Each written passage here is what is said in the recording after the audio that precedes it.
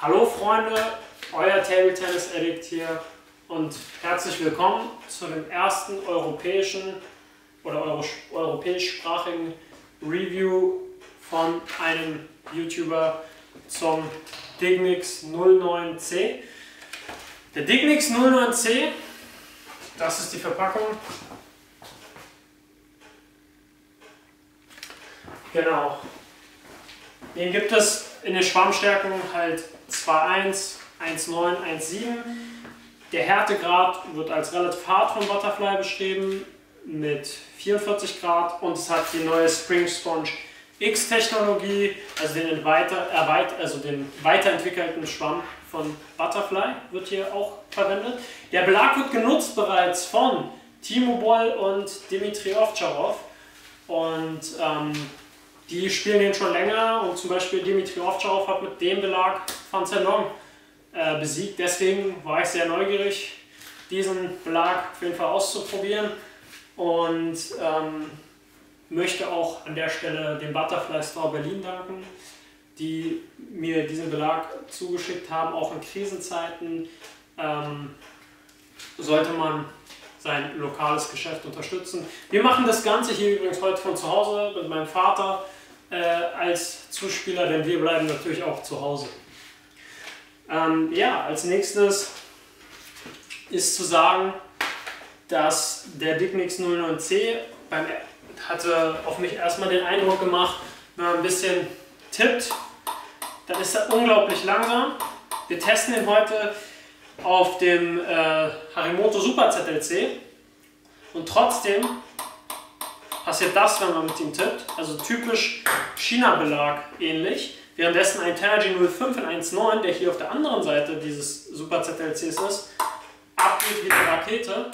Das ist auf jeden Fall schon mal der erste Unterschied, aber wir werden sehen beim Spielen, das ist nicht das, was man bei Offensivschlägen rauskriegt, ist nicht das hier, sondern es wird deutlich schneller werden.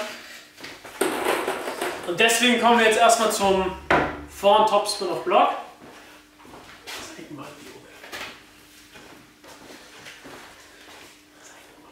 Und genau, wir kommen zum Vor- und Topspin auf Block und verwenden erstmal den Dignix 09C und vergleichen ihn später mit dem Tenergy 05.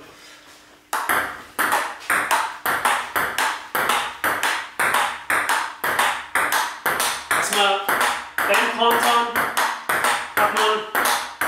Kontern hat man auch schon das Gefühl, dass der Belag sehr lange den Ball festhält. Das ist ja das, wofür Dignix bekannt geworden ist. Hält den Ball sehr, sehr lange fest, also eine enorme Kontaktzeit. Vielleicht gucken wir uns an der Stelle auch mal die Oberfläche an des Belags. Man sieht auf jeden Fall, dass es schon in die China-Belag-Richtung geht. Ja? Also es ist sehr, sehr grippy, die Oberfläche. Ist auf jeden Fall etwas ganz Besonderes. Okay, dann gucken wir uns mal als nächstes an, wie sich der Dignix 09C mit dem Harimoto Super ZLC beim Vor- und Topspin auf Block verhält.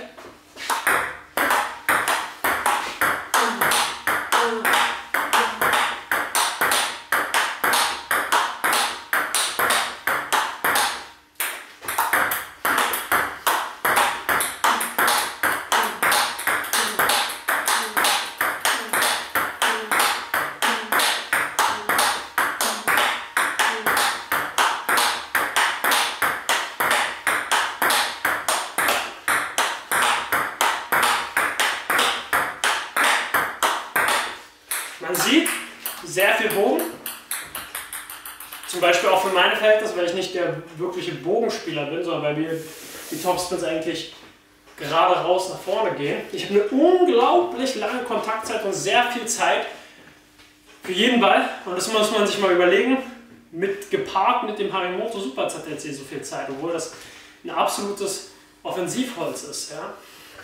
Wir können ja mal den Vor- und Topspin auf dem wir jetzt mit dem Tenergy 05 in 1,9 vergleichen. Vielleicht nochmal ein Unterschied, weil hier ist ja der Tenergy in 1,9 und der Dignix in 2,1.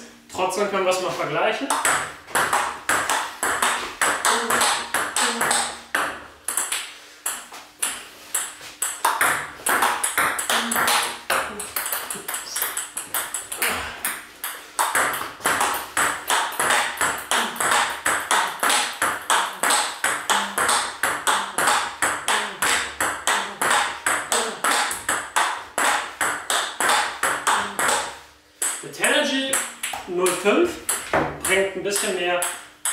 Katapult von sich aus mit beim Vor- und Topspin. Das heißt, er hat immer Katapult.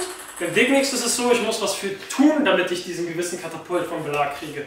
Ich muss den Ball mit dem Belag mehr mitnehmen, währenddessen ich mit dem Tenergy 05 nur so ein bisschen rüberstreifen kann und der Belag so ein bisschen von alleine kommt. Viele Spieler wünschen sich aber in letzter Zeit, dass der Belag wirklich nur das macht, was sie wollen und nicht zu viel, ja, unberechenbaren Katapult hat. Da ist, glaube ich, der Digmix 09C vorne beim Vor- und Topspin, wenn es darum geht, den Belag selber zu steuern. Wir kommen mal zum Rückhand-Topspin und fangen mit dem Digmix 09C an, mit dem Harimoto Super ZLC.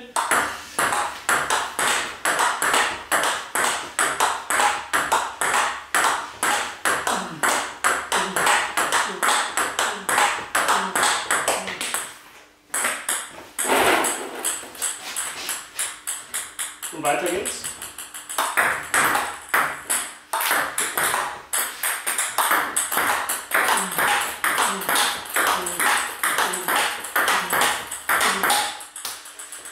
Macht sehr viel Spin in meinen Augen in der Rückhandbewegung. Bei normal gespielten Rückhandtopspin, wir können ja mal auf Endschlag gehen. Ja, was man zurückkriegt, ist schon ordentlich, wenn der Ball wiederkommt. Wenn man den Ball voll mitnimmt mit der Rückhand, ist der Ball sehr, sehr hart für den Gegner. Und was gerade passiert ist, ist zum Beispiel, dass mein Vater den Ball enorm ins Netz geblockt hat wegen der Power, die da drin war. Das heißt mehr Fokus auf Power anstatt auf Spin, wenn man damit Endschläge spielt, jetzt bei mir hier in der Rückhand. Können wir den Tenergy als Vergleichsbelag in der Rückhand nutzen.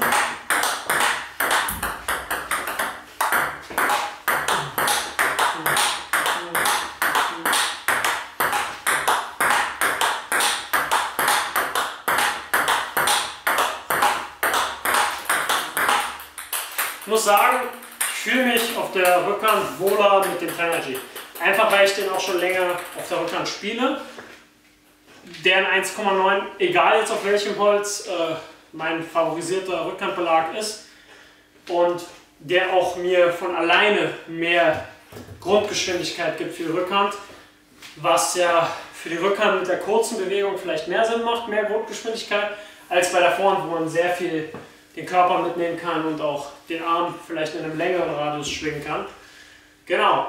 Wir kommen jetzt dazu, wie sich der Digmix verhält, wenn man Aufschläge kurz legen möchte.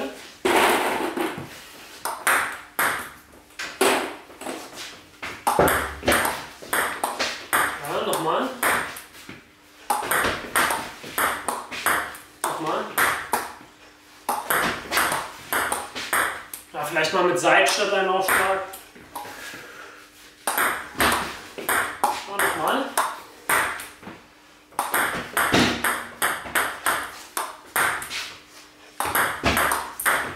Ja, nicht so einfach. Es ist für mich tatsächlich nicht so einfach und ich weiß auch warum. Weil ich Tenergy gewohnt bin und der Digmix an sich, dadurch, dass er hier so langsam ist, der ist viel einfacher zu beherrschen im Kurz-Kurz-Spiel, aber wenn man diesen Grundkatapult vom Tenergy gewohnt ist, ist es schwer so auf den Digmix umzustellen. Wir können ja mal vergleichen. Tenergy in 1,9, kurz legen. Der Tenergy 05 in 1,9 ist für mich wegen seiner Grundgeschwindigkeit beim Kurzlegen einfacher.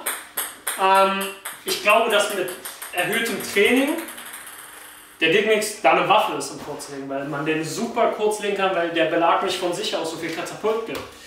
Ja, kommen wir jetzt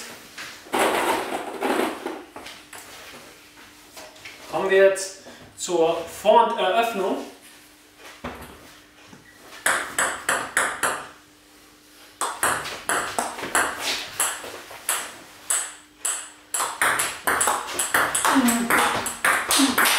Mit anschließendem Nachgehen.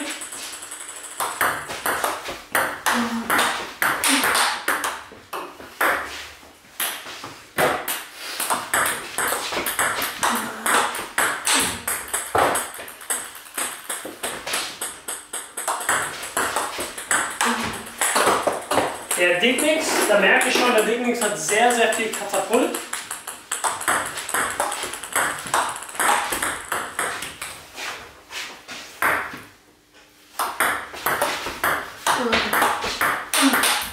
Und ich merke, es ist sehr einfach damit, einen guten Bogen zu geben als Vorbereitungstopspin. Ich finde, dass der Vorbereitungstopspin echt Qualität und Schnitt hat mit dem Dicnix. Wir können ihn ja auch mal vergleichen mit dem Tenergy 05.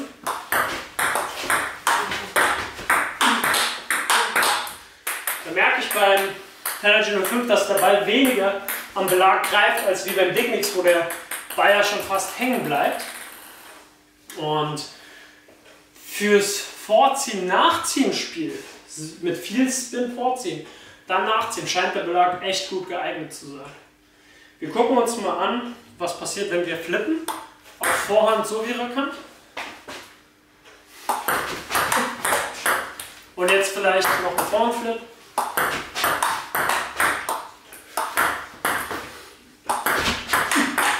Okay, interessant.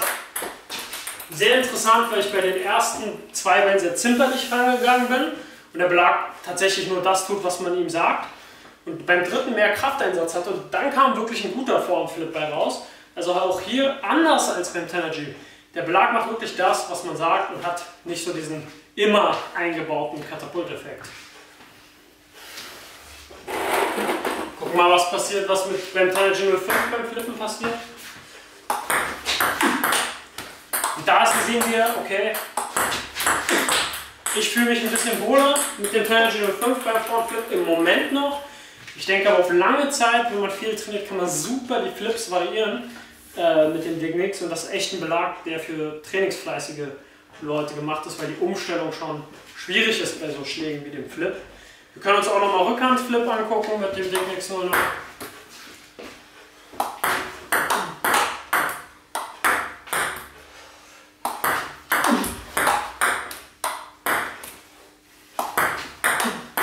Mir fällt auf, dass man den Ball sehr gut greifen kann. Wir können mal vergleichen mit dem 05er. Der entfaltet mehr Tempo nach vorne, während der Dicnix mehr Bogen beim Flip entfaltet. Ja, abschließendes Resümee kommt gleich. Wir müssen noch eine Sache probieren, womit der Belag wirklich geworben, also für den Belag geworben wurde über Dimitri Ovtcharov. Und zwar ist es das Gegenziehen. Auf weiche Topspins soll man damit sehr gut gegenziehen können mit Power. Wir schauen mal, was da passiert.